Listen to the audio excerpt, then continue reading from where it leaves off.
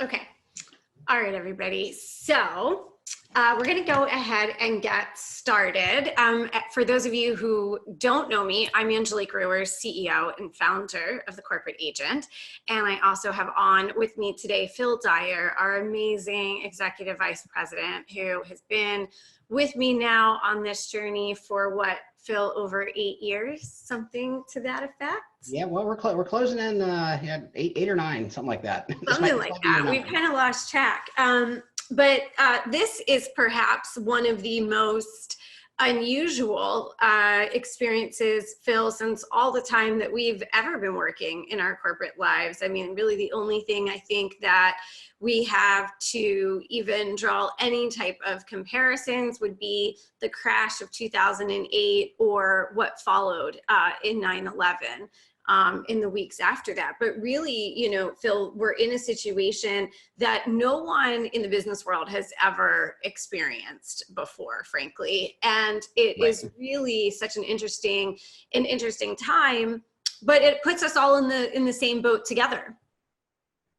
And puts all of our clients in the same boat as well, because everything that we're dealing with in our businesses are, you know, whether you serve like emerging mid-market companies or small enterprises or mid-market companies or Fortune 500, they're all dealing with the same set of circumstances that we are. And it except in some cases it's kind of on steroids because of the size of the organization or how they operate.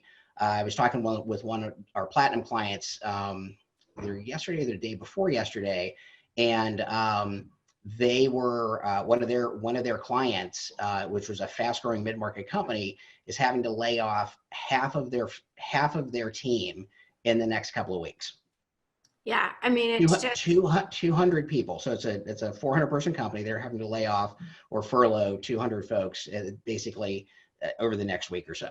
Yeah, it's a really, really unprecedented situation. And so what we wanted to do for our community today was really just take about 90 minutes and walk all of you through some of the thinking patterns, the mindsets, the strategies, and the tactics that you can be using in your business right now. For a lot of you, it will be really stretching outside your comfort zone and learning some new strategies and learning to think really very differently about your business and about some of the places that you're putting your time and a departure from maybe some of the things that you've been working on. So we have a lot to cover today. We're going to be talking about, I have my list here so that I remember to cover everything. We're going to be talking about the mindsets that you want to be thinking about, including some universal laws.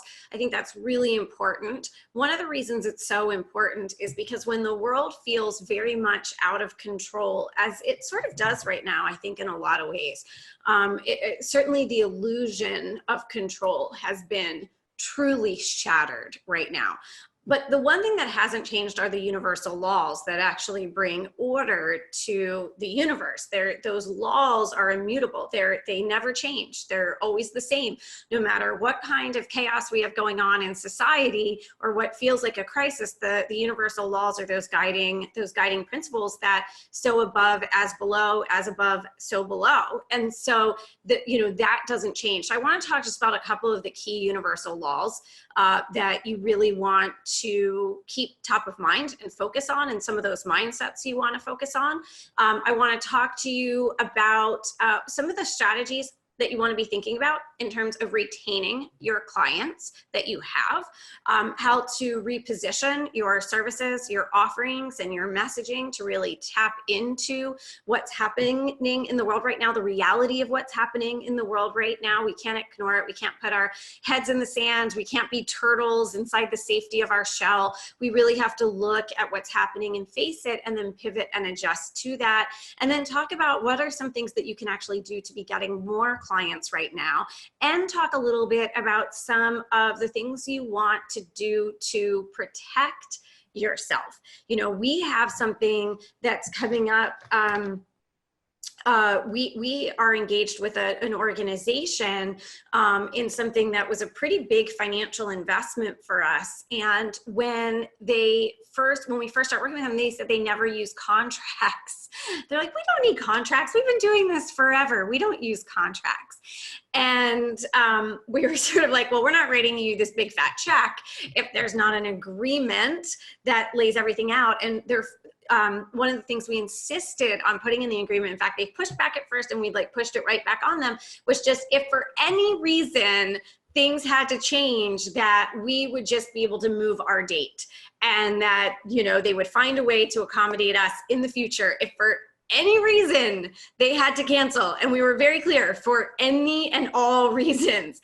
And so what's great is, you know, just, you know, that we can rest easy knowing that this thing might not happen when we hoped it would happen, but it's going to happen.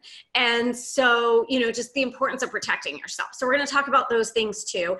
What I want to start off though with today, and you guys know me, I give like, there's about to be a fire hose of information coming at you. I'm going to let you take a deep breath first though. I don't always even give you a chance to take a breath. I'm going to give you a chance to take a breath today. And I would love it if all of you in the chat area right now would set an intention for the next 90 minutes with me and Phil. What is your intention of how you want to experience and where you want to be and what you want to take away from these next 90 minutes with us? So let's just take a minute to set those intentions and give ourselves the gift of being grounded.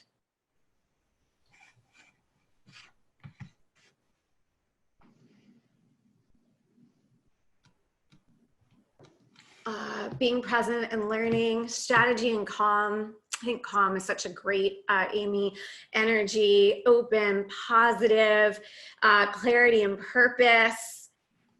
Yeah, remembering to breathe. I'm not much of a breather. I forget to breathe all the time. Oh my gosh, learning to breathe right now is so true. Focus, inspiration, amazing. Amazing. Open and accept. Oh, it's moving so fast. I can barely read them. This is fantastic, you guys. Gratitude. Yeah, that's a big one right now. That is such a big one. Critical action, strategy, rethinking. Oh, I love reboot, Sheena. That's so true. It is about a reboot. In fact, it's one of the things we actually, we have something coming up for a group of our clients. We call them our speed racers, and we're going to be doing a reboot with them on May 8th. And, you know, we were thinking, what are we going to, you know, we knew we were ready to do another virtual intensive. What is that going to be? It's going to be a reboot because that's what we have to do right now. Be of service. That is so true. A grounded way to pivot for myself and our clients. Awesome. This is amazing, you guys. I'm so thrilled to see all of this. Hey, Trudy, how are you? I know. I haven't seen that. So Phil, Trudy was with us in like the defining moment. Do you remember? Yeah, I do. Way back at the beginning. Way back at the beginning. It's such a gift to see you here, Trudy. So Phil and I often tell the story. I'm not going to tell the story today. I know we don't have time for that. But Phil and I competed. More important things to talk about. More important things. But Phil and I competed in a competition back in 2010, and Trudy was a part of that. There's, I think, 6 of us. And it was a very special moment in time, a very defining moment in time for me. Awesome. What a gift. There's so many gifts coming our way right now. I know we forget that sometimes. So here's what I'm going to ask. And is that as much as possible, in order for all of us to collectively hold this space for one another today, to talk about strategy and talk about problem solving and developing new solutions and pivoting in a positive way and being of service to our clients and keeping all important energy moving, positive energy, the energy of money moving, the energy of continuous improvement and growth moving. I'm going to ask that as much as possible, we in this chat area focus on positive contributions, positive language. There's plenty of time that we can get sucked down the rabbit hole of reading the negative news stories, the negative charts, and all the models that are out there about everything, and the negative statistics. There's plenty of time for that. But we cannot create when we are in fight, flight, or freeze, right? When we're in fight, flight, and freeze, our creativity stops. Our innovation and our problem solving, all of our brain cells, our oxygen, our thoughts, our nervous system, all go to fight, flight, and freeze. And that is the last place that we need to be energetically as we think about protecting our businesses, growing our businesses, and navigating these waters, right? So I just need to ask, like, this is not today. I am usually so open, you guys, with anything that you want to share in the chat area. I'm just going to ask those so that we can hold these amazing intentions that you all have just set, that we really keep this as a positive space for 90 minutes, just 90 minutes. Let's be in this zone of positivity and really focus on what's possible, not all the shit that's happening. Let's just leave that aside and let's focus on what's possible. And that's so important. We're going to start with just a couple of reminders about some universal laws. The first one being divine oneness. Everything that we say, everything that we do, what we think, the energy that we put out, it's connected to everybody else, right? And so I think right now, one of the blessings of what's happening is we're feeling that oneness in a way that I'm not sure the world has felt in about 80 years. About 80 years, so 70 to 80 years ago was the last time that the world really was all connected in such a way to that degree. So let's just kind of focus on that piece right now and hold that space for one another and remember that we are all connected. And so one of the greatest ways that we can be of service as entrepreneurs and as business owners and change agents and thought leaders is by coming out with solutions. One of my favorite stories that has come out that I saw today, I shared it on LinkedIn for those of you who happen to catch it. Some of you may have seen it, was the story out of Dyson. And I'm such a fan of the Dyson blow dryer. I would not spend your money on a Dyson blow dryer at the moment, per se, but it changed my life. They're absolutely geniuses, engineering geniuses. And Dyson has developed a new ventilator, they are going to they're going to develop and put out 15,000 of them in the UK. They have an order for that already. They developed an entirely new way of having a ventilator in 10 days. In 10 days. Phil, did you see that, Phil, that article? I saw that, and then I think it was I believe it was MIT. One of their teams has basically, I don't think it's gone to production yet, but they've crafted a ventilator that can be made for about $100. Exactly. It is. Yeah. So it's really, it's pretty, necessity being the mother of invention. I probably butchered that, but it's true. And you can see, once kind of the initial shock on a lot of this has passed, individuals and companies and organizations and NGOs and all kinds of entities and organizations are really rolling up their sleeves and diving in. And, so my expectation is we'll probably be a little bit better prepared for the next unexpected pandemic that rolls around. So there's to me, that's one of the silver linings in this whole thing, is that it's gotten, I think, kind of rocked a lot of folks out of a fairly complacent area, and people are really taking some innovative and big steps to make some shifts, which is good. Really, yeah. It is about the necessity being the mother of invention, and also remembering that we're all connected to the universal body of knowledge, right? You guys, like, we're all connected to that universal body of knowledge. And one of the laws that I don't talk a lot about is the transmutation of energy, and how we're constantly bringing ideas down into the physical. We often think it's going to take a certain amount of time for things to happen, but time only exists in our sort of awareness of how we experience life, right? So time doesn't actually exist. That's like, we could do a whole 90 minutes or 90 years talking about how time doesn't exist. But we have to remember that these solutions can actually come down and be manifested in a really fast amount of time.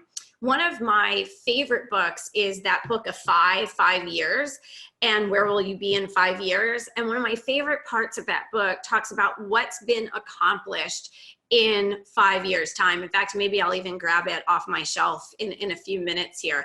But just looking at what Michelangelo did in 5 years, looking at what Jeff Bezos was able to accomplish from basically living on a sofa to being a gazillionaire in 5 years. And for a lot of people, when they're looking at their, their business plan, or maybe the plan you're looking at in your business right now, you're thinking, oh my gosh, it's going to be 6 months before I can have this done, and it's going to be 12 months before that's possible. And you're starting to bring all of these constraints of time into your thinking. And we're seeing this every day in the news, with everyone bringing constraints of time into all their thinking about everything. And it was really interesting to see how Dyson didn't have that constraint in the thinking of their innovation inside of their company, and they were able to develop a solution in 10 days because they didn't bring that constraint that is a purely human construct into their thinking. So that's such a good universal law for us to keep in mind right now. Another universal law that we cannot lose sight of is the law of action. And you always hear coaches talking about this. You hear, at the timeshare seminars or the real estate flipping seminars, you hear the speakers using, this law of action. And so it sadly has been used so much in marketing purposes that we forget that it's an actual law of the universe, that we have to take action in alignment with what we want to create.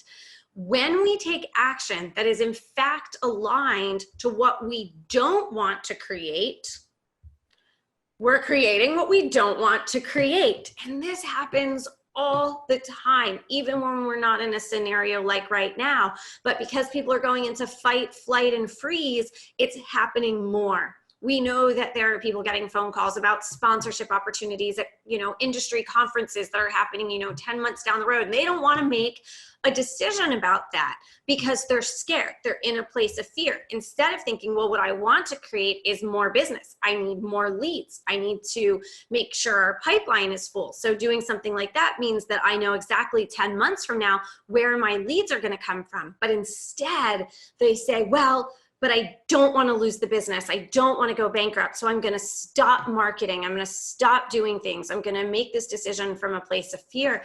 Super duper dangerous. Also, people are just not thinking about the law of action from the perspective of staying in action. We have our kids are home. We have 2 10-year-olds.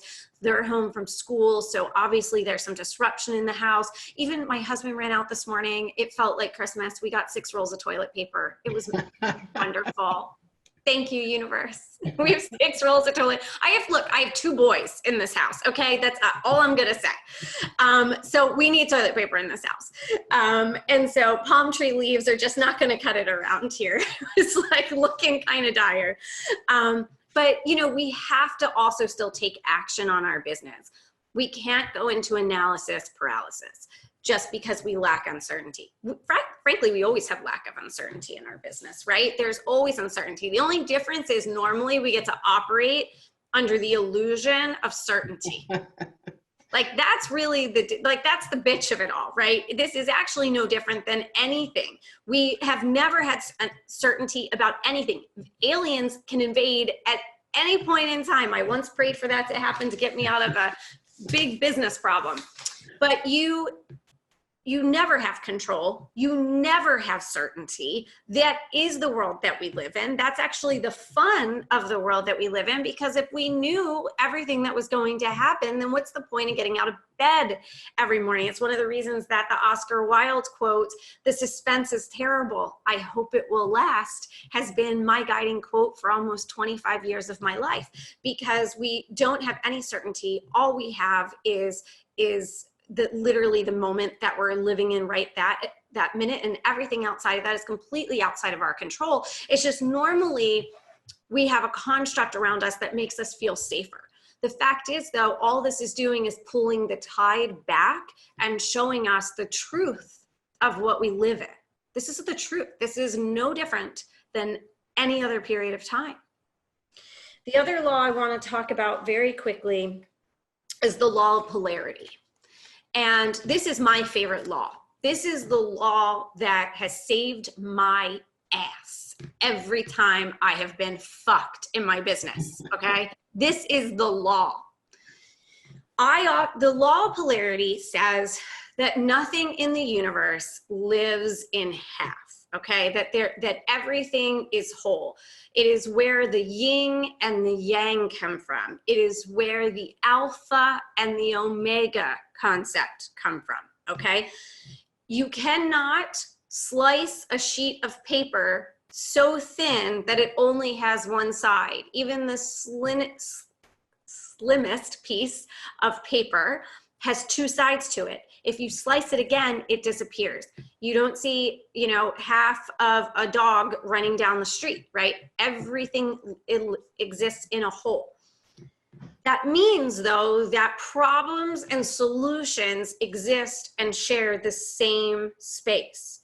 And when we have a problem, the solution is there. It's why I love the Dyson story, because we need ventilators. The ability for those ventilators to be where they need to be actually exists. If there is something that happens, the solution to that problem is there for us. It is within our reach. We may have to pull it from energy into the physical, but it is already vibrating in that same space, the alpha and the omega, the yin and the yang, right? So I'll give you a practical example of this. I'll share that, and then we're going to switch gears a little bit, but this is so important when we're feeling out of control to come back to the laws that actually bring peace and calm and order to our universe. And this is one of the big ones. So several years ago now, it was about 5 years ago, I was on the way home from a private VIP day, strategy day with a client. And I was like happy as can be, driving in my car, coming home. It had been a great day with Phil. Phil, you were probably at the Fort Lauderdale airport getting ready to fly back home from us being down in Fort Lauderdale. And I was probably on the phone with someone on my team at the time, because I would often debrief afterwards, and I'm sure I was feeling, you know, really great, but I didn't have a care in the world. Didn't have a care in the world. Oh, did I not know what was about to hit me?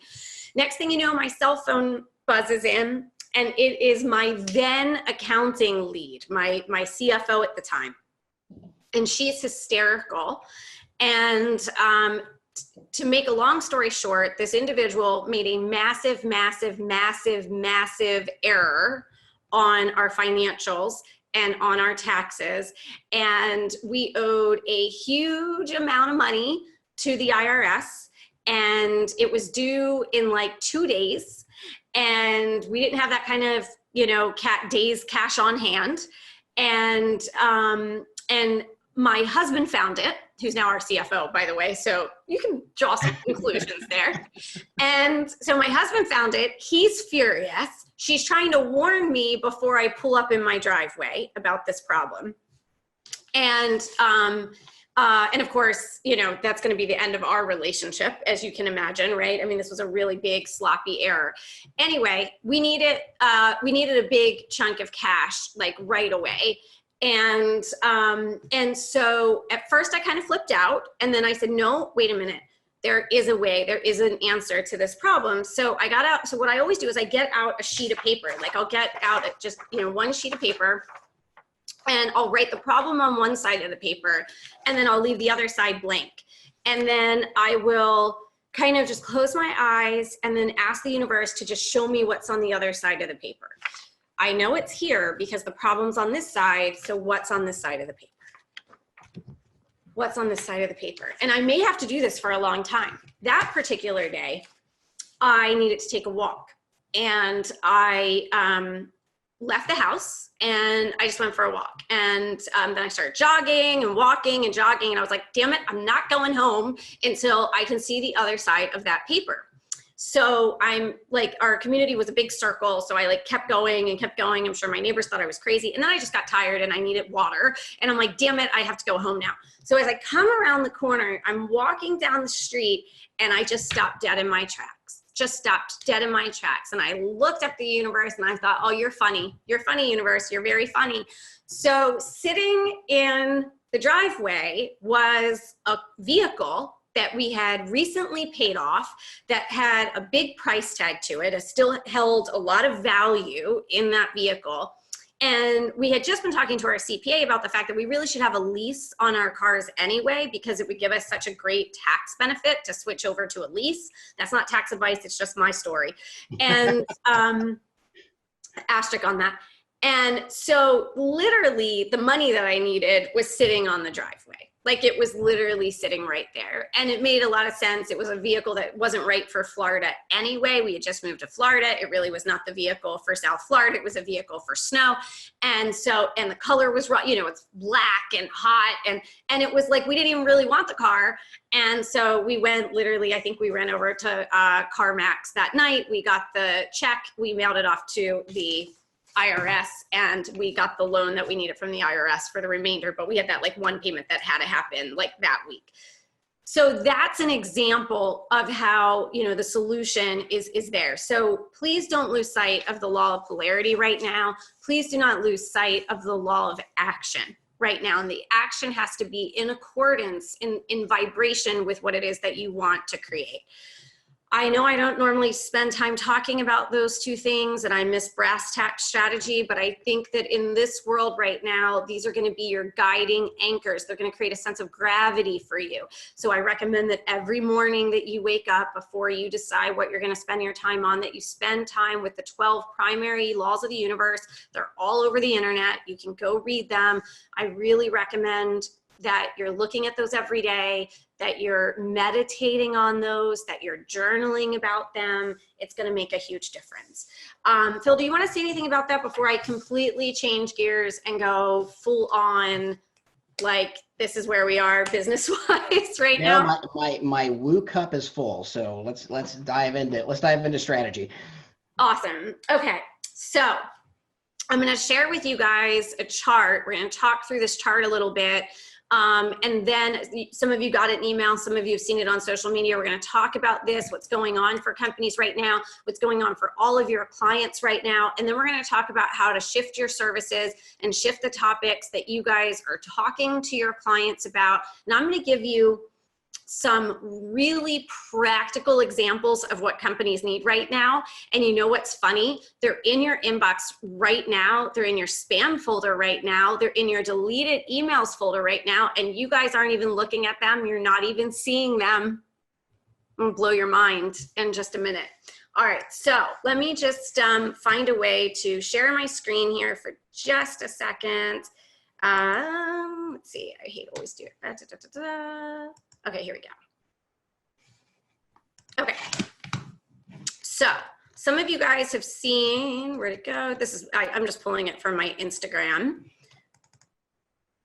Okay, Phil, can you see that? Can you see my chart there? Okay, so we have to understand that in about a 2-week time period, the priorities for companies shifted at a rate so much faster than anyone who works at any of these companies. We might have people alive in their 80s and 90s and late 90s who have experienced this kind of world's tumultuousness in the past, but certainly no one who is in any executive seat, leadership seat, individual contributor seat inside of a company has ever seen this kind of disruption, global disruption that is hitting 6 continents simultaneously and really within a period of 2 to 3 weeks, like to this degree. So overnight, corporate priorities changed. We all know Maslow's hierarchy of human needs, and that's really, when we created this, that's really sort of the source of that inspiration to really help people understand from a company perspective, this is where companies are today. They need to first and foremost make sure that they are meeting their needs from food, water, and shelter. In terms of it equating to that. So companies overnight shifted from the top 2 sections of this pyramid. Companies have been focused in this amazing last decade of economic growth.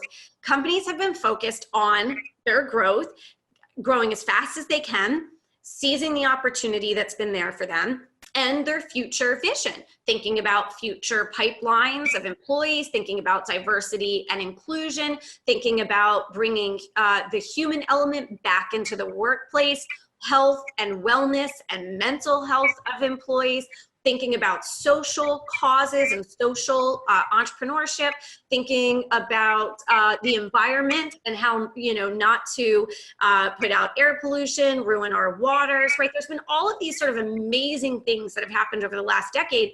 And so most of you, if you have started your business in the last 10 years, or you've been in business over the last 10 years, you built your business, your messaging, and your service offerings specifically to focus on helping companies grow and achieve their vision. So everything that you've built has been there. Now, if any of you were around in a business capacity during the 2008-2009 economic crisis, it's possible at that point in time that you had offerings that were really designed to focus on recovery. And so you may have at that point in time done certain things to help companies to recover from the negative impacts of the economic recession. And Phil, there are things that I know you talked about with a lot of your financial planning clients at that point in time in terms of, you know, some of the things that they needed to do to recover following the Great Recession. Yeah, you know, absolutely. And it's, you know, that was from a financial standpoint, that was obviously a huge system shock, and you know, people were in crisis mode, and a significant number of the clients I have in my financial planning company are also, you know, small business owners or self-employed professionals, and so there are tons of stuff happening during that time frame, and it was all around, you know, this chart really does mirror kind of what people were going through. And yeah, I had to talk a fair number of folks off the ledge. It's not too dissimilar from what I've had to do here in the last couple of weeks with the market gyrations. And you know, but this process, this you know, kind of the Maslow's hierarchy of needs for the business side, I think is really true, and it's something that I certainly saw reflected then. And then also, you know, I've been around for a while on the business side.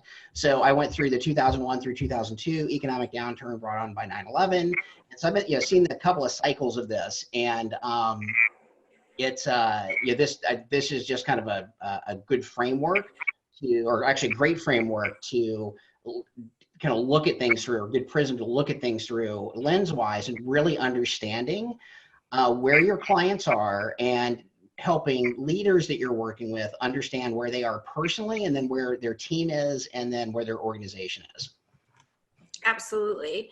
And actually, I'll give an example of that in just a second, something I hadn't even thought of.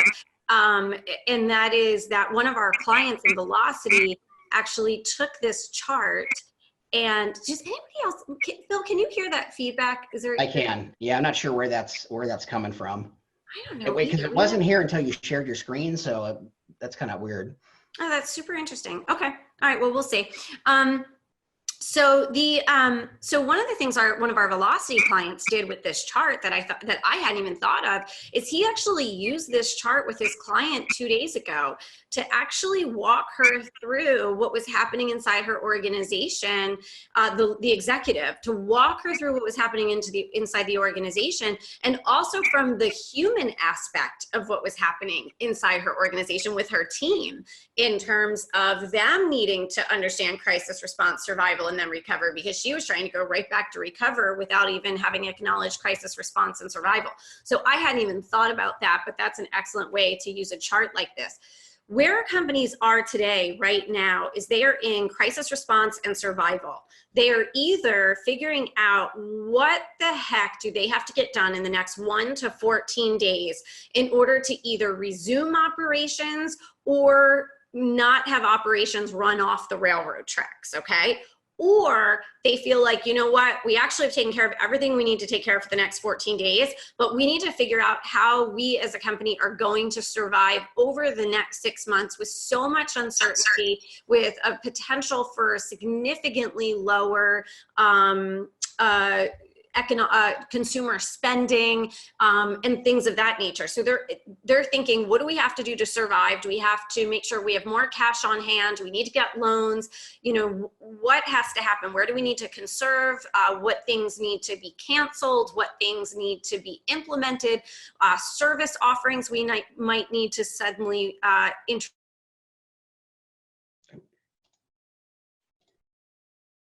practical consumer sense is that restaurants are now in a lot of states going purely to carry out food only or delivery only. Delivery Dudes, for example, has moved to just delivering the food to your doorstep. Our restaurant here in our community, they're bringing food to your house, or you can like drive by and grab it without stopping, and anybody breathing on one another. So that's an example of survival mode. Another example of survival mode is American Airlines has started using a lot of their airplanes in order to move cargo and shipments instead of people. So that's a great example. Delta put out an email 2 days ago talking about leaving the middle seats open on their airplane so that people could still fly and not have somebody right next to them. So they're trying to look at, you know, what can they do? They're going to stop food service so that the flight attendants aren't passing things back and forth, touching all these things that they're that the airline passengers are touching and sneezing their hands and then handing their glass back to the flight attendant. They're going to just give out bottles of water at the gate, give out snacks at the gate, and nobody has to touch anything. So these are the kinds of reactionary things that companies are doing. Why? Because they're going into survival mode.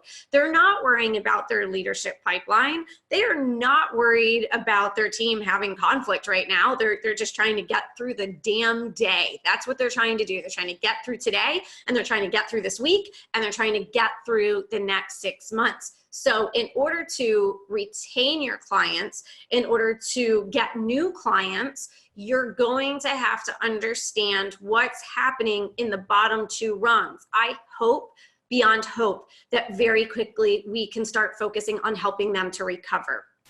But there are very few companies, if any, that I would even argue are there. Even companies like Netflix that are doing incredibly well are still in a bit of a survival-esque mode in that their bandwidth and their systems and their customer support and all of that are being stretched to the limit. The grocery stores and the entire food supply chain is being stretched to the limits. Healthcare is being stretched to the limits. So it brings in elements of survival, even where the money is flowing. Now, to be clear, money is flowing. I do want to say that money is flowing, not just from governments, and it's great to see that, but there is absolutely money flowing. It's just that all of a sudden it was like, it's like this huge river that was always running in one direction, and just overnight, the water started running in a different direction. And so it's been like a total whiplash to people. But right now, people, your decision makers and your clients, I don't care who you sell to. I don't care if you're selling to colleges and universities, government, nonprofits, mid-sized companies, small enterprises, big corporations, or solopreneurs. Everyone is in these two bottom rungs right now, and we're all there together. So we can all not hold hands, but figuratively, energetically, we can do that without touching. I'm going to give you an example. So a lot of people are saying, but I don't know what's happening. I don't know what's happening for people in crisis response and survival. The hell you don't. The hell you don't know, you guys, and I'm going to prove it to you. So I never in a million years would have guessed that on a training call with our community, I would read you an email from Victoria's Secret. I'm going to email you or share with you this email from Victoria's Secret. I'm going to take this off share here for a second. So Victoria's Secret, about a week and a half, 2 weeks ago, they, I guess it was two plus weeks ago, they decided to close all their retail stores. Okay, so they closed their retail stores. Now, for those of you who don't follow Victoria's Secret in the market, they actually have had a lot of financial problems the last 2 years. They've changed their CEO. They might possibly be sold off from limited brands. There's just all sorts of stuff going on for Victoria's Secret. So this is a company that's already having financial difficulties because they didn't really adjust to changing consumer trends and buying styles and things of that nature. So then about 3 weeks ago, they closed all their retail stores, but they said, don't worry, we're going to keep our online website open so you can still buy from us. You just can't come into the stores, you can buy online. Then a few days after that, they sent out another email and they said, sorry, we hate to do this, but we have to completely shut down our website right now. You can certainly order things, but we can't ship anything out. We're closing all our warehouses. We're just shut down. Now that's bad for a company that's already in financial difficulty. So then today at 10:30 a.m., I get this email from Victoria's Secret, And it says basically, thank you so much for all your support. We're so grateful for all of that. We've been working around the clock to implement safeguards in our distribution centers and are pleased to say we feel confident in the steps we've taken. And as a result, VictoriaSecret.com is now reopened. So they've been able to reopen their e-commerce to get some revenue flowing, right? And those of us who can't go out shopping, if you need something, then e-commerce is all you have. Now I want you to listen to the list of things that they have said that in the last 2 weeks that they have taken care of, that they have done.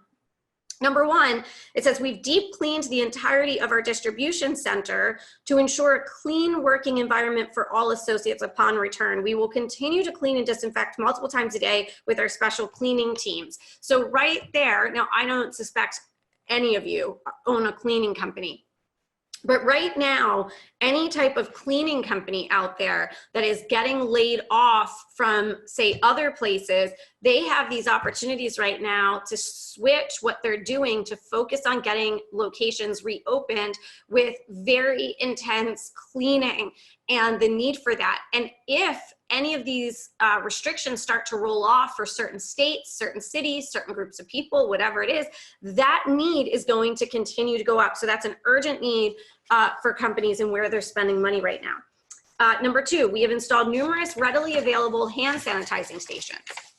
Number three, our workstations have been reorganized to allow for a safe 6-foot distance between associates. Now, I know that within our community, we have experts in space planning, office design, ergonomics, workplace safety.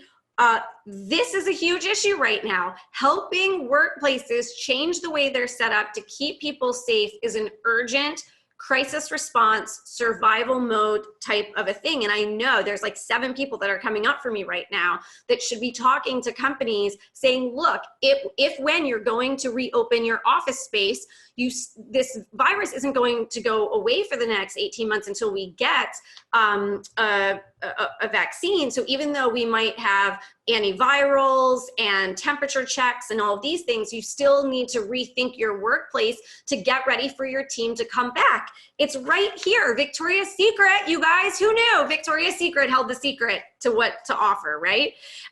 We have implemented staggered shifts to limit the number of people in the building at one time. So companies are going to have to figure out how do they reorganize their workday, reorganize their processes to stagger work teams.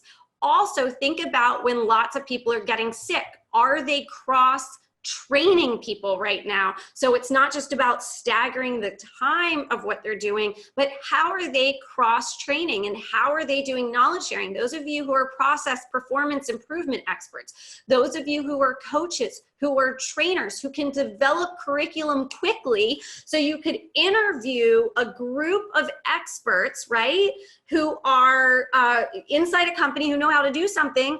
Is that captured? Is that knowledge captured in a way that SOPs and processes can be documented and shared to others? And by the way, this is a huge issue coming for the military.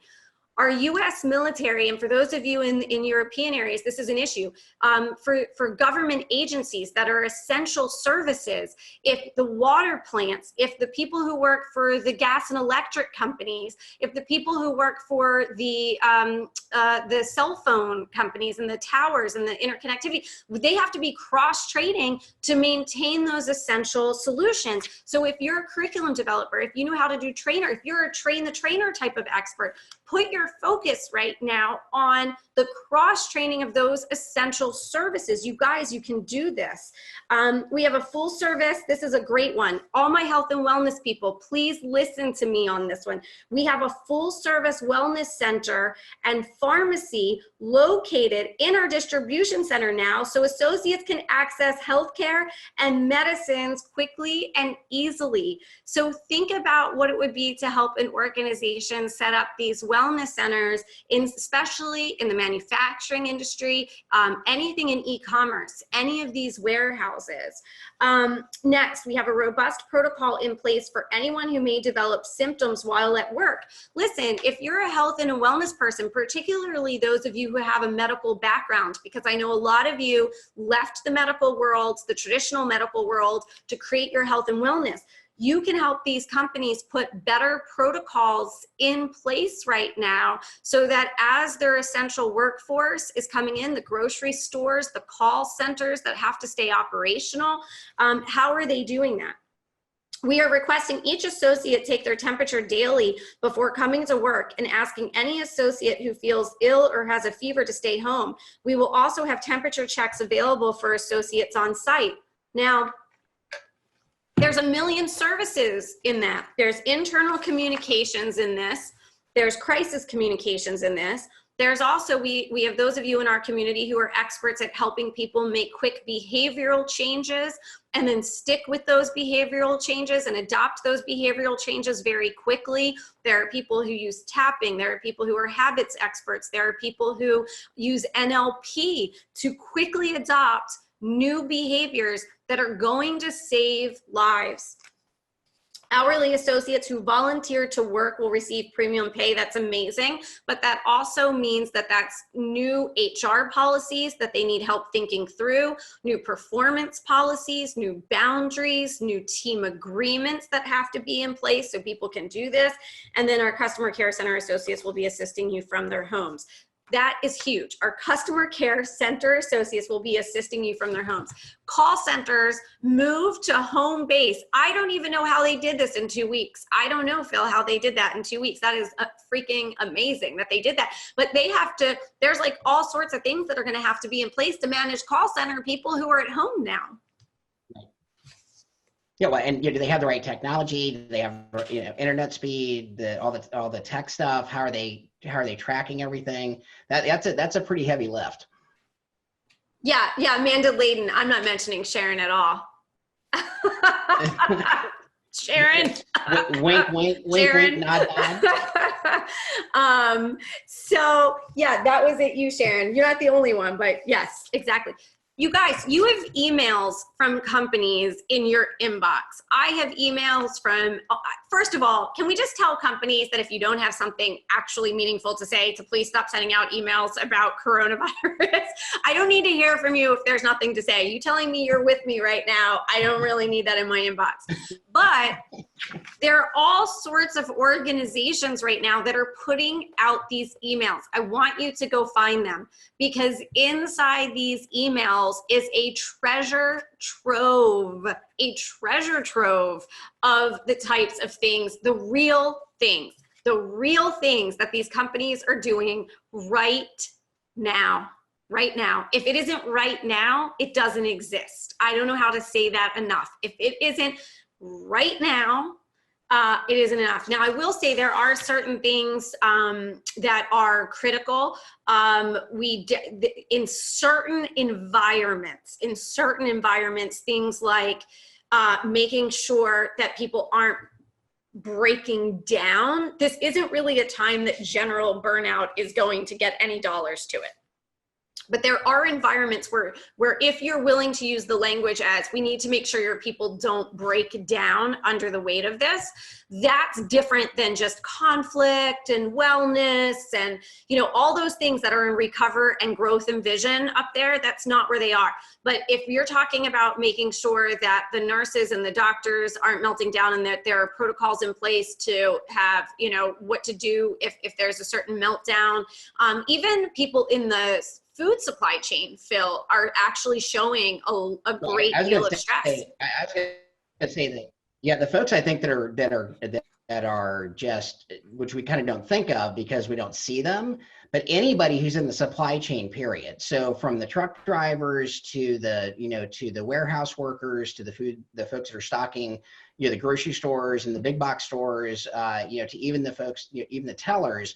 I mean, that our local grocery store has actually done a really good job staying stocked with most stuff, but those people they're busting their butts right now, and they're the manager, because we've lived here for a long time. I actually know him relatively well, and he looks like he hasn't slept in 10 days. I mean, they are under a huge amount of stress right now and strain, and they're hiring folks, but it takes time to get them on board and get them trained up and now they're installing, the sneeze guards to basically, create a barrier between the checkout folks and the people that are in line. They're the 6-foot tape stripes on the floor now, where everyone now has to do the social distancing while they're in line to check out.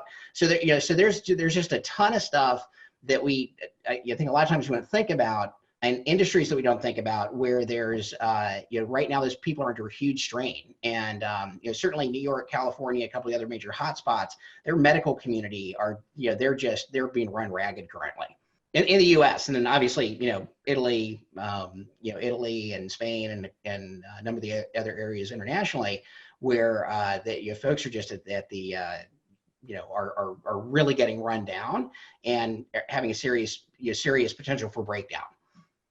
Exactly, it really is. And to Tara's point, some companies are slightly in that sort of straddling survival recover, in that they really want to help support their people right now, but we also know that they're going to lay people off.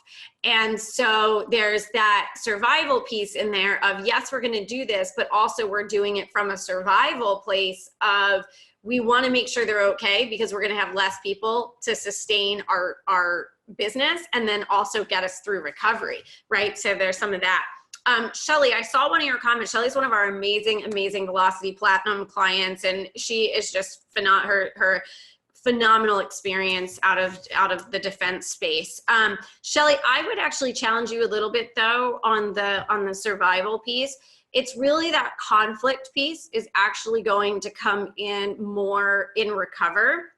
And right now, their more survival type of messaging would be around, how do you focus, how do you reprioritize what proposals you should focus on? Because all of a sudden overnight, like let's say you're a big corporation and you have big proposal teams, and a lot of these big companies out there have huge proposal teams, right? So they always go through their proposals and they sort of rank them between, like, these are the must wins. These are the ones that basically it's ours to lose. And then we think we can win this one. And, we'll put a little bit of effort to this one, but it's probably not going to go anywhere, kind of thing. So they hierarchy their proposals as a big company, because you can't chase every opportunity. Well, suddenly within 3 weeks' time, basically you could blow up the entire rating of those proposals, because things that were must wins or things that were basically yours to lose, suddenly that's not true anymore.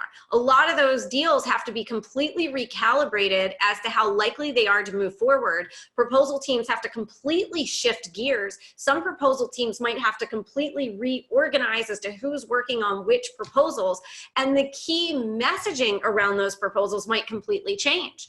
And that goes for those of you in marketing, that goes for those of you in sales trainings, that goes for those of you in events, right? Because now those events have to move virtual in a lot of cases, and they don't know how to do that. I will tell you, I think one of the industries I feel the worst for right now are audiovisual companies. Companies that have huge warehouses of all these audiovisual, pieces of equipment for live events, the sound, the screen, the decor, all of that. They have huge overhead, those companies. They work on very tight margins, and they're scrambling right now to rethink their whole business to stay active in this environment. But Phil, every single time I see one of these emails, and I saw you guys say, like, yes, we have these emails, these companies are telling you what they're doing. Sometimes, like Victoria's Secret, they really detailed out everything that they're doing. We're seeing it from grocery stores posting signs. We're seeing it from airlines, from hotels, from my dry cleaning company. The email I got from my dry cleaning company this morning of all the changes they're making. They're adding more delivery drivers. I've always used their delivery service, but they're adding more communities so that no one is coming in and everyone is getting pickups. So they're hiring those drivers, they're changing those protocols. So even just shifting who they're hiring. Some companies, I saw you guys say in there, they're having like unplanned growth. And that also, like I said, like with Netflix and certain manufacturing companies, that's sort of ripping their processes, just stretching them to the limit. So if you can help them hire the right people, retrain people from maybe parts of the company that are completely dead in the water right now and move it over to where the money and the growth is. If you can help them figure out their priorities, do strategy days with them, or if they're an industry, let's say audio visual, that has absolutely no idea what they're going to do next, if you can work with them to figure out how can you recalibrate and rethink your company to offer what companies need now. How are you going to survive? How are you going to make the transition? For those of you who are true business consultants and you have that business background, it might be helping them look at loans. It might be helping them look at new industries that they could be supporting and new ways of doing it. But the thing is that you can't really open CNN.com or FoxNews.com or CNBC.com or any of those sites, MarketWatch, CNBC, and not see what companies are doing. And it's right in your inbox. A lot of these emails you guys are deleting, and it's actually business intelligence that you're deleting. It's business intelligence of what companies are doing to react to this. And if you really want to get interesting about this, look at what they're doing versus what they're not doing. And if you see something that they should be doing that they're not doing, that's a huge opportunity for you. That is a huge, massive opportunity for you. So I wanted to teach it this way today because it's so easy to miss what's right here in front of us, right?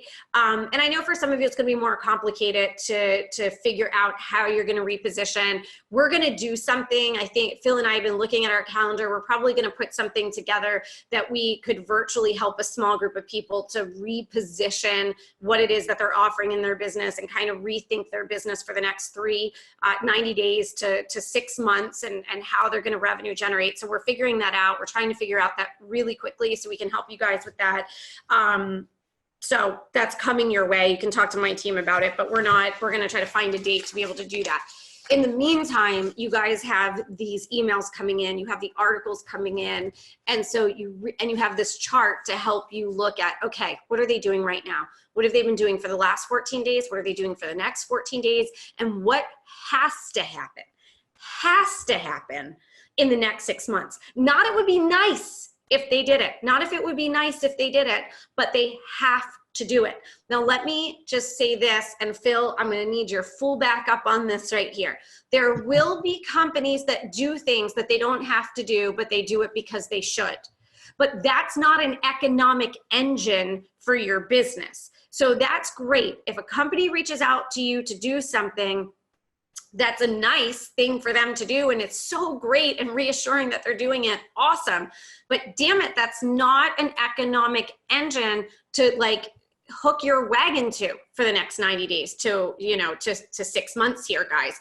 I want the thing that you're proactively reaching out to companies about, and those of you in Velocity already have all the tools to do that, but when you're proactively reaching out, or you're hosting executive roundtables, or you're posting videos on YouTube, or on LinkedIn, or you're writing articles, or you're doing Zoom sessions, or whatever you're doing, I want it to be, make the tip of the spear message something that they really freaking have to do, because that's the amount of leads that you need. That's the way you have to stack the odds. That's how much, you guys, you have to stack the odds in your favor right now to save your business. Please hear me. Please hear me. I do not want an email from anyone that they don't have their business. So you got to stop this nice to have stuff right now. You can still offer it if they want it, but it's not what's going to save you. We could head into a really elongated, protracted situation in the economy, and you can choose a different path for yourself. All right, I'll stop there, Phil. You can take it from there. I'm obviously very passionate. Well, and I was gonna say we've had a couple of questions pop up in the chat about, you see a lot of offers flying around for free or complimentary coaching call. If no, because there's right now that's just kind of falling on deaf ears, because if you're not reaching out with a basically around something that specifically is a challenge for them, and you've got a solution that can help them, because most folks are in those bottom 2 tiers right now of the graphic that we shared, if you're not reaching out with something specific as a solution, or talking specifically about those things that are top of mind, most urgent for them right now, then just a general, free or complimentary coaching call is going to fall on deaf ears. It's just that it's going to get lost in all the things that are going on. And that's not where people's brains are. Oh, look, a offer for a complimentary coaching call. Let me, stop putting out the 4 fires I've got to put out. And go talk to someone that I've never, perhaps never talked to before. So our strong recommendation would be absolutely not.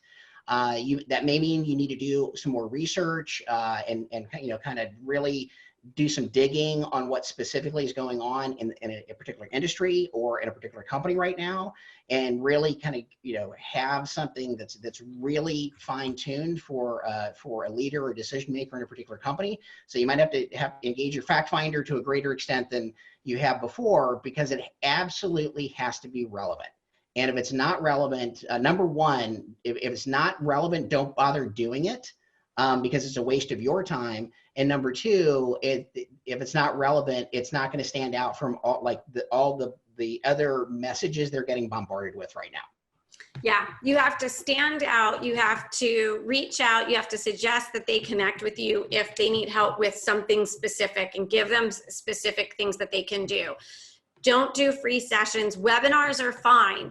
To do the webinars, though, really make them focused on that day and time. What I mean by that is, if you're going to do a webinar, please do not say, how corporate, how, manufacturing companies can, survive. Like, don't be generic like that. It should be, 5 things to get your warehouse ready in the next 14 days to have, some manufacturing capacity back. Focus on, 5 things that you have to do beyond hand sanitizer in the workplace in order to create a safer environment if we're going back to work. If you are shutting down, what do you need to communicate to employees to help them transition and be able to set up to work from home? Really, if you're going to do a webinar, make it really, really tangible and practical. If you're going to do a virtual executive roundtable, which we love, one of the things we said to our Velocity clients yesterday is really make sure that those titles are very actionable, that it's going to be for, say, 10 HR leaders to discuss immediate urgent best practices around developing new HR policies for working from home, for example, right? And so talk about some of those policies and then seed into that. I'd be happy to talk to any of you individually, and also we can help you if you need bandwidth, if you need us to support you in the rollout of those policies, we can do that. Some of the other things that you can do right now, I would not normally have you guys do this, but we're in a completely different environment. So some of the things that you can do are create things that you can sell to companies so that they can use them right away. I'm not normally much of an info product-y kind of a gal for corporations, but let's just say that you could white label entire policies and you could have more of a turnkey program to help warehouses or workplaces create wellness programs or wellness policies, or policies that would change. A lot of these things can actually be manufactured and reused by a lot of different companies right now, right? So you can lower the price point by creating something more off the shelf that a lot of companies can utilize. So you want to think about doing that. You also want to think about charging for some online training. Normally we don't have you guys worry about, a $9.97, training opportunity. Right now though, if you could teach a bunch of HR managers or leaders or things how to build something or create something, or how to set up a wellness center inside their shipping facility. Those are the kinds of things right now, because their dollars are tighter. They might not be able to say, maybe do a $40,000 engagement, but maybe they can do a virtual strategy day with you for $3,500. So there are things like that that you can do, that you're able to maybe even group a couple of companies together, have things that are more off the shelf. Again, again, we don't normally have you guys do that, but right now we have to adjust to the reality and the sort of the reactionary place that these companies are in. So you want to think about off the shelf, repeatable solutions. You want to think about how can you add a lot of value, but also contain their, you know, their investment, unless it's one of those companies that's exploding and they see dollars, dollars, dollars in their eyes. You know, for those of you who get what I'm saying about that, that there are some industries that it's like there's so much money coming at them right now, their biggest risk is actually missing some of the revenue opportunity. For those companies that have big dollar signs in their eyes, that's the ones that you can still do more of the value-based pricing. You can build the bigger engagements, put that focus there. Rule number one in business is follow the money. So you want to follow the money there. But if you already have established relationships in certain industries or fields and they really need help, now's when you can think more about sort of off-the-shelf solutions, group programs, virtual delivered programs in a very different way. So it's all about that pivot that you can make, and it's all very logical. Big dollars going, the money, the river, the energy's flowing over here. Okay, great, let's follow the money there. And also, is there something that we can monetize over here that we can churn out quickly, something we can repurpose, something we've already done before? Now's a great time to do that as well. Those are things. Some of the other things that you want to be thinking about in terms of your marketing right now. We're always talking about the power of proximity. Well, guess what? Proximity, talk about a universal law here. It has really changed the universe, the law of relativity, right? Like everything is relative. So what it means to get proximity now is relative to our current situation. But we have, some of you already have LinkedIn live videos unlocked, but all of us can post videos to LinkedIn. We can use Zoom, we can use Skype, we can use GoToMeeting, and we can use YouTube. And YouTube is tremendous. It is the #1 search engine on the internet. #1, and most executives watch videos on YouTube. So if you have topics that are really just in time, YouTube can be helpful. Also, learning snacks that you provide to companies can be helpful. If you can do, you know, 15-minute video trainings, package that up and go sell it to a company right now, that can be a really smart thing to make available at even $9.97, $14.97. That's something that in a lot of situations, companies might not be interested in buying, but right now, if you hit one of these things, that's really part of their survival, their new way, fast response, agile, urgent. That's something that you can do as well. So there's so many options is the thing. We have no limitation of options. Like that's really the thing. There's no limits. There's nothing but options. And if we limit our thinking to what we thought our options used to be, and we don't open up the entire universe, literally the whole universe of options to us, then you know, we're really going to struggle. But if we open it all up and we're willing to put a little bounce in our knees and navigate through this, you're going to be just fine. But again, you have to be willing to be nimble. I think, you know, Phil, when I lie awake at 3 a.m., which is frequently now, what I worry about is people clinging to the thing that is their thing and not understanding that they're going to get back to their thing as we move back into recovery.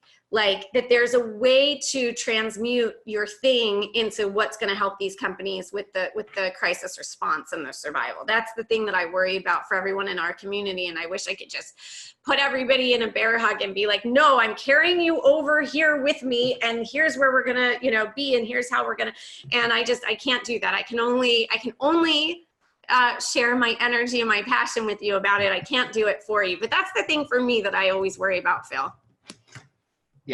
Yeah, you totally agree. And the thing is that if I could just impart one thing on everybody on the Zoom today is you can't talk about what you normally talk about.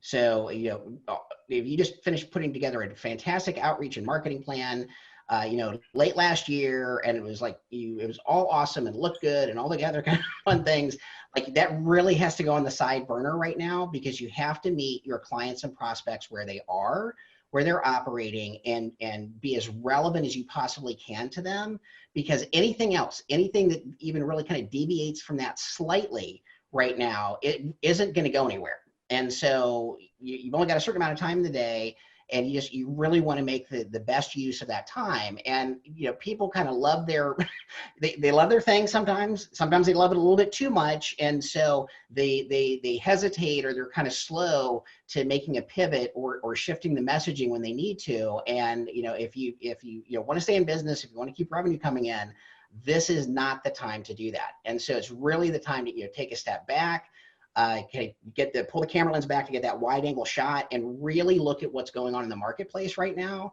and then make sure that you're effectively messaging to meet those most critical needs for your clients. And as we've talked about over the last hour plus, there are tons and tons of opportunity out there. And there's the adage from the financial planning side of my world, that there are more fortunes made in in times of economic crisis and downturn than there are when there are good economic times. And that's because the people that can spot the opportunities, the people that can basically keep their head while all those about them are losing theirs, the folks that are able to look at it strategically and with a certain amount of dispassion are the ones that are going to be able to do really well. And the folks that won't shift their message, that won't shift their outreach, won't shift what they're talking about, are the ones that are going to really have a tough time of this. Somebody else had another question in here. Let me address a couple of the pitfalls you want to watch out for as you sign contracts with companies, because you're going to be doing business. Revenue is going to come in. You're going to have opportunities. You're going to be making sales. You want to make sure, number one, that you have at least 2 signatures on those contracts from the company. Why? Because layoffs are going to happen, and the person who's your primary point of contact may be gone. So make sure you've got multiple signatures on those contracts from the company. Also, very quickly, establish relationships with multiple decision makers inside any company that you sign a new deal with. Why? Because of layoffs. Same thing with any of your existing clients. Please, please, please do not have a relationship with one person at a company. If they're gone, then you're going to be out on your tush, because somebody else is going to come in and say, well, I didn't decide that we needed to buy this thing. I don't know who this expert is. I don't think this is of value. And they're going to cut your contract. So you need relationships deep into the organization right now. You need multiple signatures on your contracts. You need to have crystal clear policies around the amount of time that they have to give you before they can cancel. And they're going to insist on having some cancellation ability in there. It's fine. Just make sure you're paid upfront and not after the fact. And that is just has to be firm. So let's say it's a $40,000 contract. Get a third up front, get a third after you've delivered the first third, and then after you've delivered the next third, get the next third of payment. So break your engagement into 3 phases, break your payments into 3, and always make sure 1/3 of payment is preceding 1/3 of delivery. Got it? So you got to get paid up front. You also want to make sure that you are in contact with the accounts payable groups. You want to make sure that you have a relationship inside those companies.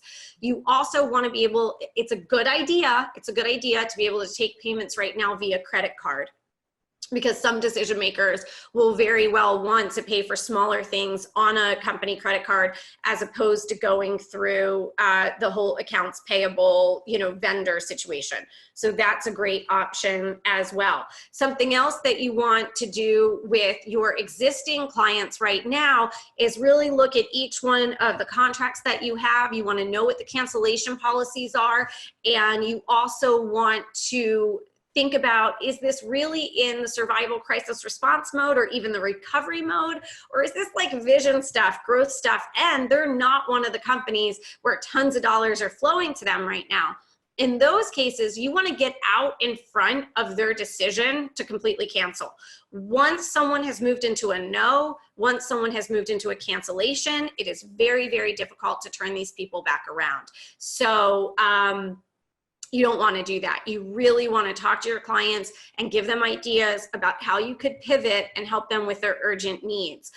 So that's really, really important. And when we work with some folks virtually to help you figure out how to pivot, we also are going to take a look at how you can go back to some of your existing clients and hopefully even maybe get some more business from there, or to, reposition those opportunities so you don't lose them. One more thing I want to mention, Phil, is our super early morning phone call from the other day. I feel like I should share that. Yeah, absolutely. Or with our one of our clients, probably closest to ground zero for this whole thing, the client based in Singapore. So yeah, I love that you guys are using credit cards. That is amazing. Yes, credit cards right now. You can always increase your fees a little bit to offset, you know, those brutal credit card charges, which are, you know, 3-4% sometimes. So you can always just slightly increase your fees so that it's a wash. We're gonna have time for like 3 or 4 questions. If you wanna post some questions in here, please do. And we'll take some of those. But so it was Tuesday morning, I think Phil and I had an dark 30 a.m. Coaching call with one of our amazing clients from Asia. They had recently been to the United States for a private strategy day with Phil and I in South Florida. So they flew all the way around the world to the strategy day, flew all the way back home. It was an amazing day. And they shared with us this anecdote that a decision maker had recently reached out to them to ask if they had a blog article or an insights paper, or basically if they could, in fact, post maybe an article on their LinkedIn account or their blog about how to help leaders deal with such and such, right? Like their people were stressed or what have you. It doesn't really matter. And asking, is there any way you can write something or share something with us? And so our client said that, and we said, well, how did you respond? And we kind of knew what the answer was going to be, because we would have gotten this from 99 out of 100 people, which was, sure, I'd be happy, I can write something and send it over. Of course, you guys, that is not the ideal situation, because what creates cash flow? Conversations create cash flow in your business, right? We have to have conversations with our clients to really figure out what's going on for them and to open the conversation into potential opportunities to be of service to them. So should you all get any type of emails? Are you doing a webinar on this? Are you doing, do you have any content on this? Do you have any suggestions on this? Any type of business leader or potential client or even existing client that reaches out to you and asks if you have something or for an idea or for a response, I want you to respond with the following. I want you to respond with, I'm so glad you reached out and thought of me. Absolutely, of course, I would be happy to help. Let me know if you're free at 1 o'clock today for 10 minutes. I want to know more. I'd like to hear more. I need to hear a little more. And you're going to ask for 10 minutes. You're going to give a specific time, but you're going to say, I'd be happy to help. Don't use the word but or however, just say, I'd like to know more. I'm happy to help. Now, you're not saying, I'm happy to write that blog article for you, or I'm happy to do that webinar for you. Don't make a commitment to just say, I'm happy to help, because you are happy to help. You just might have to help with $25,000 first, right? Like that kind of help. So just say, I'm happy to help. I'd love to know more. Do you have 10 minutes today at 1 o'clock? If not, when do you have 10 minutes? And then sign off. Short response. But the goal is to get you on the phone. Why? Because conversations create cash, right? Okay, so there's that. Then the other thing I want to say is just a reminder of the golden sales question. So when you're talking to any decision maker, and Phil, I'm going to let you share this one. You're talking to any decision maker and they're talking about a problem. And you're like, I can help with that. What do you say, Phil? Would you like help with that? That's your golden sales question, you guys. Would you like help with that? So Carolyn, yes, you can always get on the phone with that strategy. Absolutely you can, Carolyn. Because if they say they don't have to say, well, I'm happy to help. I need 10 minutes before I can do anything. So let me know. I can make it early. I can make it late. But whoever has the stronger belief, this is a Daniel Pink thing, and damn it if it isn't true. Whenever you're dealing with any type of sales thing, whoever holds the stronger belief always wins. And by wins, I mean it comes to their side. So you're saying you need 10 minutes. They're saying they don't have 10 minutes. Yes, they do have 10 minutes. We all have 10 minutes, especially because they're working from home and they're probably watching cartoons at lunchtime, eating their cereal for lunch. So they do have 10 minutes. I do not watch cartoons and eat cereal for lunch. Not that that's ever happened in the last couple of weeks. It's never happened. It's so good to do this today, to get out of my PJs and feel human again. Because sometimes when I work from home and there's like nothing going on, I'm in like those yoga pants all day. You guys know, right? So, but yes, they do, Carolyn. I promise you they do. And if you say, I understand you're busy today, happy to help you with this, but just need 10 minutes. Let me know. Happy to do it early, happy to do it late. You can call me on my cell. Here's my number. They will. If they want it, they will. If they don't really want it, then perfect. You didn't waste your time, you know, focusing on something that's really not that important to them. So that's the big thing here, especially when they've reached out to you asking any question at all. Get it off email, get it on the phone. And if they're not willing to do that, it's really such a great litmus test. But if your belief is stronger than their belief, you will get them on a phone 100% of the time. And if they still ignore your email, guess what? You start calling them. Just start calling them. Call them in the morning, call them in the evening, call them at lunch, call them at like 5:45. Be like, oh, I was going to leave you a voicemail. I didn't know that this was your direct number. If you don't know, right? Get them on the phone. I promise it will change your business. I promise. Can we use that question when we send you an email telling me what their team is doing? Yeah, that question works better in the middle of a conversation. I mean, in terms of, would you like help with that? I mean, if they're telling you, Stacy, if they're telling you like this is going on, then yes, you can respond with that. It doesn't work well at the end of a sales pitch email, if that makes sense. But if they've emailed you and they've kind of been forthcoming with what's going on for their team, then it works great to say, would you like help with that? It works even better if you move them to a phone conversation and you just say, you know what? I have 2 ideas for you. I'd love to share them, but it's too much for me to type out. Do you have 10 minutes today at 1 or 2? If not, let me know what works, and then get on the phone, get them talking, and then ask the question, would you like help with that? Because then when they say yes, you can go right into, great, let's talk a little bit about what that might look like. So it's much better if you can do it verbally. Okay, let's see. We're coming up here on our 90 minutes. So Phil, do you want to pick any questions that you saw, and we'll do? So one, it's a little bit back up the chain. So Sheena asked, what do you recommend when a company wants to cancel one of your contract that they recently signed? I have a call with them tomorrow. I know they're going to cancel my contract. I was supposed to train their teams once a month until December. Should I try pivoting? So the short answer is you have to meet them where they are now.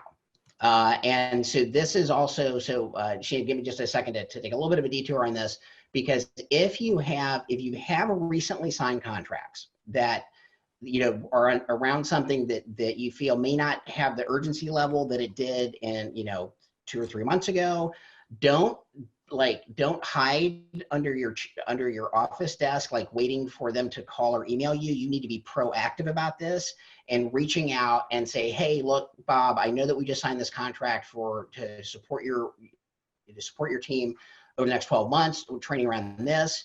I wanted to, reach out and, number one, check and see how you're doing personally. Number two, see, what's going on in the organization right now that it might make sense to shift the focus of the training to best support you and your team with specifically what's happening in the organization right now.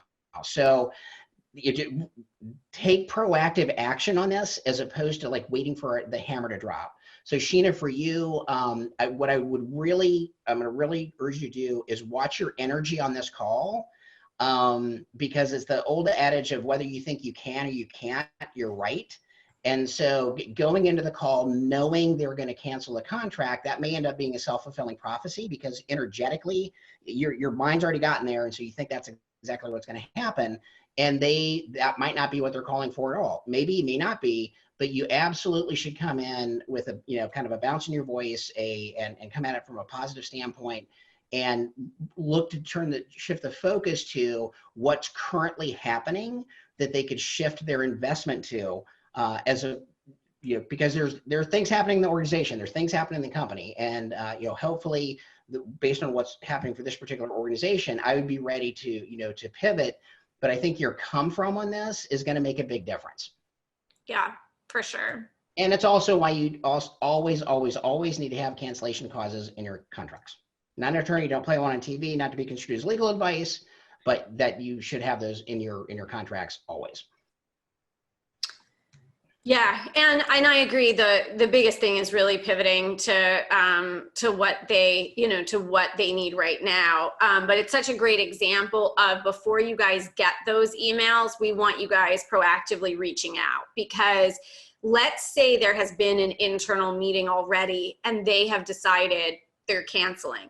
It's tough at that point because there's already been a team meeting and they've reached that decision, and they're now energetically in the space of a cancellation. Before they get there, though, they're still, their decision is still in motion. It's still fluid. So you always, this is true always with all sales, but it's just heightened. This has been the great amplifier. This whole entire experience is a great amplifier. It's amplifying whatever is already there, sort of existing, right? We have to remember that. But I think, the more you guys can get out to clients ahead of time and say, listen, I know we were planning to do this. I've been thinking a lot about you. And there is no question that right now is a time you have to invest in your people. The question is, though, should we pivot where we're focusing that time and resource with your people to really focus on very critical, urgent, has to be done now things? And a lot of times they reach a no with a consultant, a coach, a trainer, a keynote speaker, because they don't know what else you can offer. They don't know that there are things that they could have pivoted. So if you don't educate them, then they're going to go to that place of a no, right? So really, really important. Deborah, in terms of those players, I would say that, for me, I would think I'd really try to put, number one, and I know some players, the number one thing that you can do, and in fact, I just did this myself. I did a focus group with 2 groups of my clients this week, and I have to thank Tara, because she's like, Angelique, why are you not doing a focus group? And I'm like, yes, why am I not doing a focus group? So I did 2 focus groups with groups of our clients this week to ask them some questions about something we would like to do in the future. And it was unbelievable. We asked everyone, we have to get gifts out to everyone who took their time to do that. So our team's working now on thank you gifts for that. We had them sign mutual NDAs with us. So we sent all those by DocuSign. We did it on Zoom so we could record it and transcribe it and go back to listen to everything they said. Completely changed probably 30% of what I was thinking. I probably have about 60 to 70% of what we were thinking that's going to stay true. And like 30% that not only is going to shift, but be way effing better that we're shifting something. I was like, oh, this is brilliant. And then I said to Phil, why have I not done this in so long? So Deborah, I would try to call 1 or 2 players and talk to them and ask them, what are they losing sleep about right now? It could be something as off the wall, Deborah, as them being worried about like their family and their friends in terms of how they're staying economically viable and their businesses that are going under, not the player's business, but like people in their circle, in their life. They might be worried about losing their edge during this time, and getting pulled into things that are not particularly, we are the people we surround ourselves with, and they might be worried, if I'm not with other players, I'm not, with coaches and people who are focused on health and, performance and the regimen of, practice, that I might lose that mental edge. They might lose endorsements. So I would talk to them and find out really what is on their mind. But the endorsements thing, losing the edge, and then the people in their life and their circle, really, I would think would be right at the top of their concerns. I would think their contracts are going to protect them in terms of their immediate income, but I don't know their contracts that well. So you should check into that. You're welcome, Ariana. Glad I could help on that. So yes, I work in my PJs and I look like hell most days.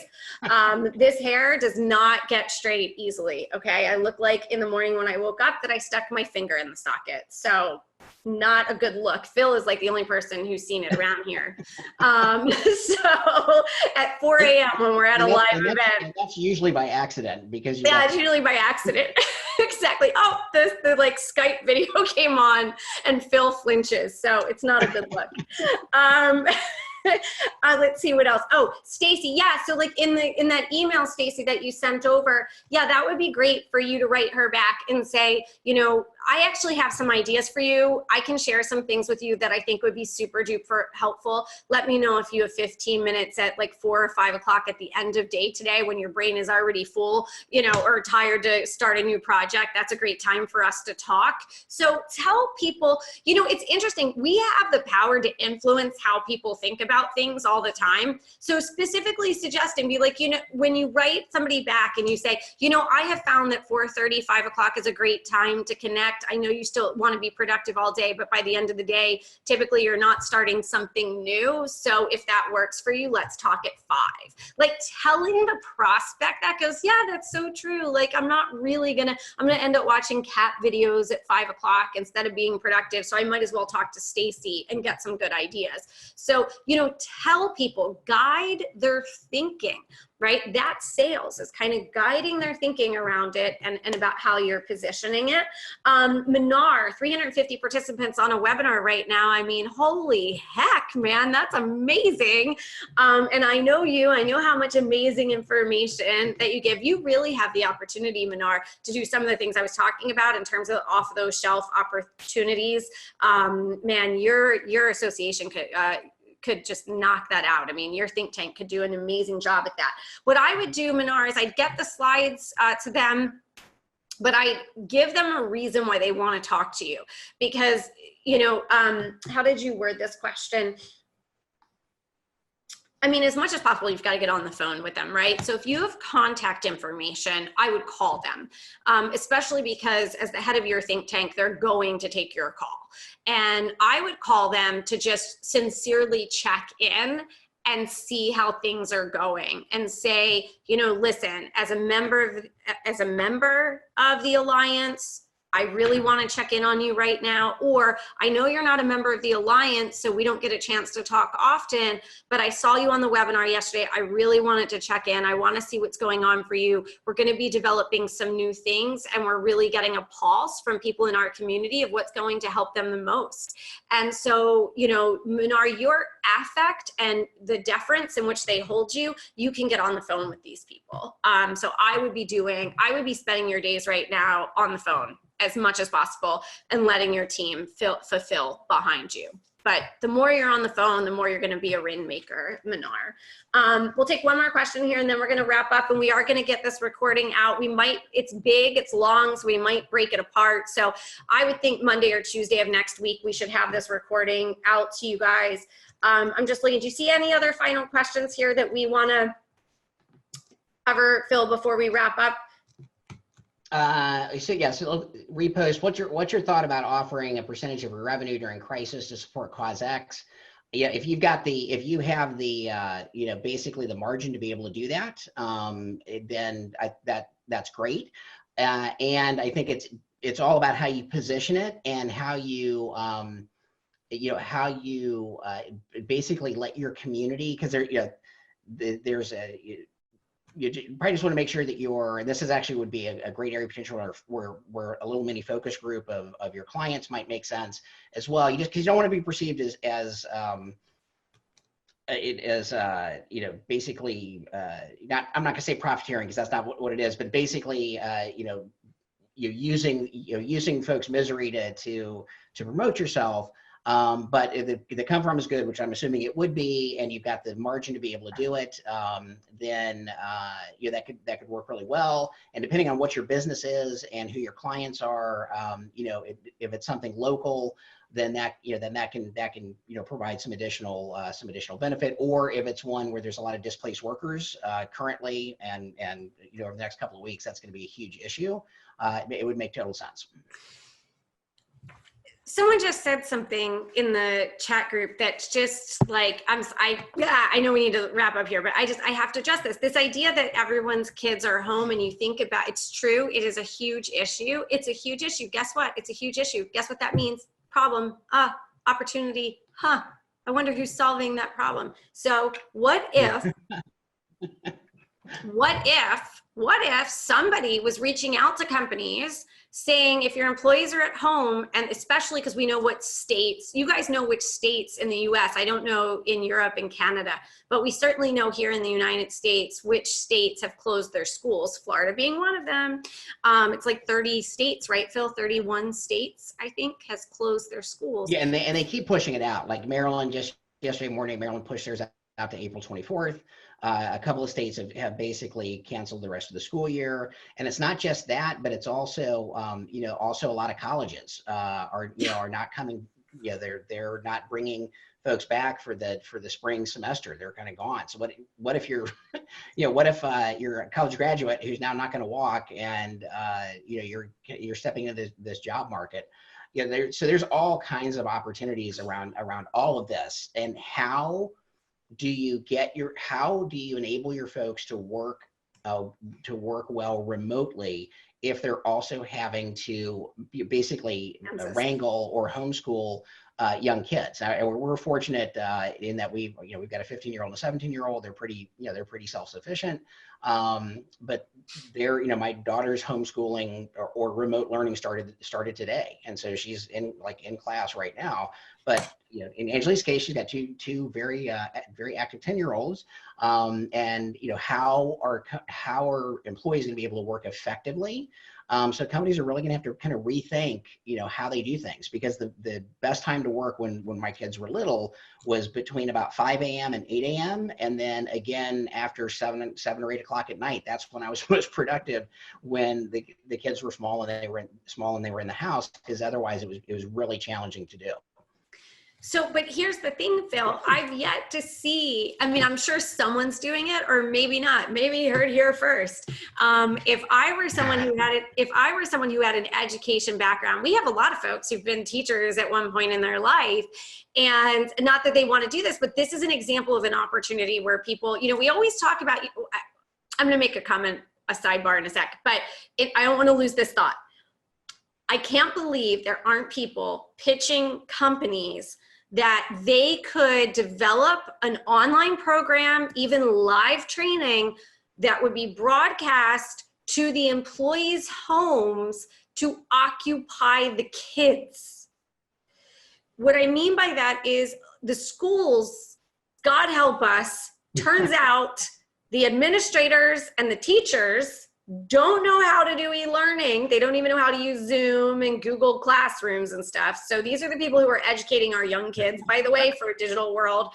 So I have been alarmed by the massive problem that is. But if you're McDonald's or your General Motors or your Facebook or your Twitter and all of your employees are working, or your Victoria's Secret and your call center people are home and they're trying to take customer service calls, what if there was throughout the day online programming being offered to Victoria's Secret's employees who have kids at home, that they could do projects with those kids, entertain those kids? Maybe not for, you obviously don't want kids staring at a computer all day, but that's an example of somebody needs to find a way to help occupy these kids other than watching, Jerry and Tom and Jerry or something, right? I don't, that's probably not actually on TV. You're really dating yourself now, so.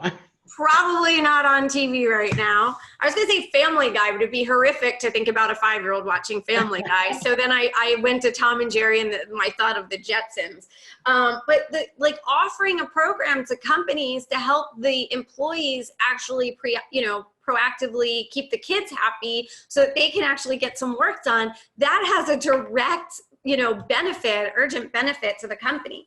I think what's really interesting is a lot of us have looked at the marketplace for a while, and we've known that with automation, advanced automation and AI and robotics coming into the workforce, that people were going to have to reskill. and people were going to kind of have to move around a little bit. I think a lot of us didn't think it was going to impact us in the near term, that like we were going to have to be the ones rethinking and switching and being nimble and being kind of willing to like learn a few new things and change. And really it's hit all of us now, hasn't it? So I think it's really important to remember that we are entrepreneurs, and entrepreneurs solve problems. That's really the definition of what an entrepreneur is. They look at a problem that exists in the market, and then they use creativity and innovation and experience and knowledge in order to bring a solution to bear against that problem. And they do it in a way that is an economic engine, so that there can be economic growth in a market like ours, right?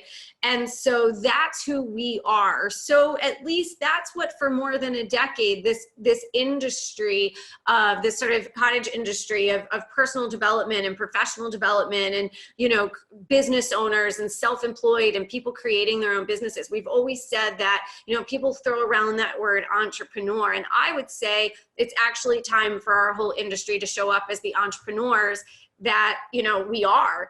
And really show up in that entrepreneur mindset, not the self-employed mindset, you know, not the solopreneur mindset, but the entrepreneur mindset. And it's that entrepreneur mindset that is actually going to be the thing that guides you through your ability to always problem solve, make smart decisions, don't burn your oars, make sure you're, you know, really thinking through everything you're doing. You're setting your energy and you're getting your clarity before you make those decisions in your business. And you're looking at what you're offering, what you're saying, and more than you've ever had to edit yourself before, be your own devil's advocate, really kind of push yourself on how clear you're being in your communications, and really thinking about where the client is and meeting them where they are. You're going to come out of this as such a better business owner and entrepreneur on the other side, because you were willing to be flexible, be responsive, and be agile. That's one of our greatest assets that we have as the small micro businesses. Wouldn't it be a shame if we don't use our greatest asset, which is agility and responsiveness, to get us through? Like, wouldn't that be the bigger tragedy? So please don't let that happen. You guys are amazing. You have the skills, you have the knowledge, the money, there is money and revenue flowing out there. Yes, there's going to be some negativity in the news. There's going to be some legit, you know, statistics that are not great. That doesn't mean, though, that we have to choose to live in the fear of those facts. We can choose to live and remind ourselves of the order that our universe is governed under. That has not changed. That will never change, from the alpha to the omega. All right, you guys, thank you all so much for joining us today. I hope you took at least one thing away from our time together. Phil, thank you for making time to be with me today, Phil. And thank you all for being here. Thanks. Take care.